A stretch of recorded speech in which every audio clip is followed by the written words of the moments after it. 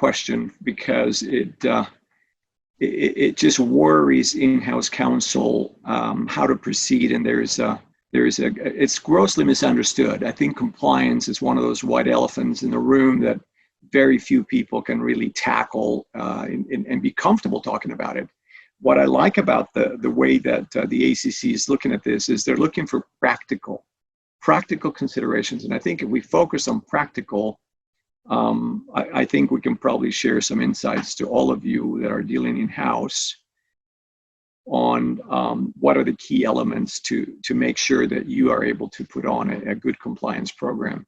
So whether it is compliance in a traditional sense of corruption or bribery, or whether you're talking specifically compliance for specific niche markets as KYC, procedures or beneficial owner, corporate charts, there's going to be a compliance issue for most of you, depending on your corporate client. But I think the one thing that we can all agree upon is that if you are working overseas and you're having deals and transactions and business cross borders, then the whole bribery, FCPA, anti-bribery issue is going to be a concern to you. And for most of you, this is a very daunting task. For starters, the FCPA is not for the lighthearted. This is a subject that is going to cause a fair degree of intimidation to most in-house counsels, and that's probably one of the reasons that it gets outsourced to expert firms that are going to be very happy to take on your requirements and charge a very pretty penny for that.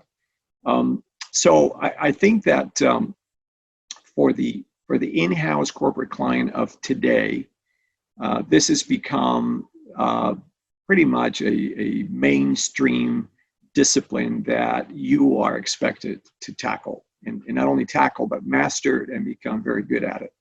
So what are some of the, what are some of the concerns? Well, the concern is if you get it wrong, you've got some serious problems. Your client is going to be in a disaster mode, emergency, sort of Mission Impossible kind of a thing. You can actually hear the music of Tom Cruise coming to the rescue because it is really a situation where suddenly your company is being investigated with the Department of Justice. So you don't want to be caught in that situation where you don't have your house in order, or worse, the house on fire. But if you get it right, then the upside is huge. You're the hero, you're the savior of the company, you're keeping the company functioning properly, viably. And there's career prospects, because obviously you will have a very secure tenure, which is the opposite if you get the compliance wrong. I think that one of probably the most important features of a compliance program under your supervision, whether you as the general counsel or associate general counsel or just the corporate counsel, if it happens to befall upon you to be responsible, and you don't have the means or the budget to hire a compliance officer, and you're the one, then I think the first thing is that you need to be seen by the business folks as a facilitator and an enabler, rather than, which is what tends to be the case in most of these businesses, is that legal is seen as a bureaucratic stumbling block that doesn't understand the business folks, and that you're there to create all kinds of roadblocks to their day-to-day. So in terms of understanding that and then implementing a successful program, those are two different things, because you should be saying to yourselves right now, well, this is easy enough, I can tackle this, but it really isn't, because for one thing, the compliance on sort of corruption is grossly misunderstood. It is one of those that it almost requires for you to think of in terms of it's a lobbying exercise. You're now going to have to win the hearts and minds of your stakeholders, as if you were conducting a lobby program. You're going to have to persuade public opinion. You have to adjust the culture of the business and the company. It almost sort of behooves you to help redefine the cultural ethos and DNA of the business that, hey, we just don't bribe here, you know, and we don't deal with anybody that does. But that in itself has to transcend to the business folks, to your distributors, to third parties, agents, vendors, and everybody else with whom you do business with. And it sounds easy enough, but we know it's not. And the reason that it's not is because most in-house counsels, they have a tendency to undertake compliance as a transactional project, like a one-off. I'm going to get my manuals in order. I'm going to get my policy in place. I'm going to get my training done. And then I'm ticking the box and I'm moving on now to something else. And it doesn't work that way. Compliance is going to the gym, is riding a bike. It's something that you do every day. My favorite way of explaining this, because we are very big in compliance, and we train all of our law firms around the world to go through a very rigorous compliance indoctrination and proselyting within the firms, is for me to say, look, it's like, you know, when you were young and your parents were giving you vitamins, you know, you hated it, right? But after a while, even taking the fish oil tablets, they became bearable, and eventually some of us got to enjoy them, as crazy as it sounds. So compliance is the same. Compliance is, you know, teaching your business folks, your senior management, that is good for them. It's their vitamins, is a way to staying healthy.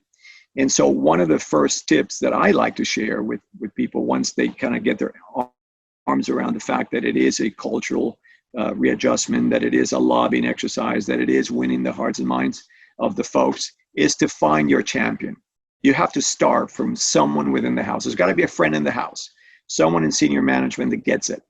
A small core of your stakeholders that really understand that it's in their best interest that the house is in order, that there is good policies and procedures in place, and that the culture is that there is no any grounds for bribery or any cracks in the foundation where your sales folks, your management, your external distributors, agents, vendors, consultants, that none of them will be tempted to play that game and put your company and your management in harm's way. The next tip, of course, is kind of common sense. Training cannot be a one-off. You can't just do it and say, we're done. Training has to be inherent. It's expensive, and the heavy lifting comes up front because you have to do it one time. Many of you tend to gravitate to an external provider, an expert, a compliance trainer. But ultimately, whether you do it through an external or you do half and half or you do some kind of a hybrid, now you have the ability to record it and have it digitized. And you can tailor make it to, you know, compliance for your white collar management, senior management, your blue collar factory workers, your external distributors, your agents, your vendors, your consultants, and everyone could have a training that is sort of tailor-made for them, that is bespoke, and that they're going to respond in.